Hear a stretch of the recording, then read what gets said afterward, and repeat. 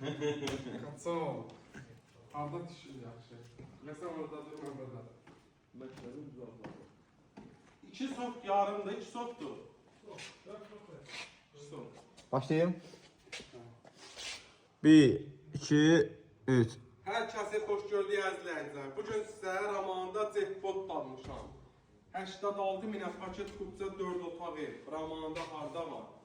Tam təmirli, gil yaşa, ipotekaya yararlı, 2 sotda, 296 nömrə məktəbin cəmsi 200 metrliyində.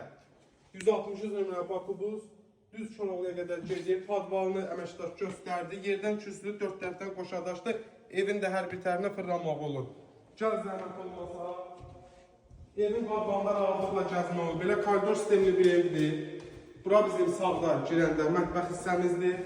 Kombin yerləri qoyulur. İnşallah ki, olan adam kombinlə quraşdırar, istəsə biz quraşdırarıq. Problem yoxdur. İpotekada köməkli edə bilərik. Sağda bir yataq otağımız. Bir dənə mismar vurma evə. Sağda digər bir yataq otağımız.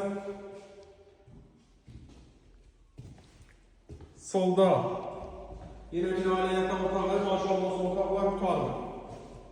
Ora bizim, tamam, sanzerimiz tam təmin. Cəza, böyük zalsı gəlmişlərlə, aşağıdakı pəncərələrimiz.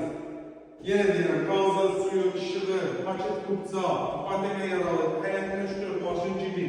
Evə girmeyin, gir yaşa evdir. Əzizlər, təşəkkürlər. Qiymətimiz... Ağzımın danışını bildirim, onu söyleyeyim. 4 otaq, 2 sotda, marşrutlar 5 tərəfdən ayrılacaq 200 metr məsələdir. Buyur, gəl bu gözəl evə sahib olun. Sağ olun.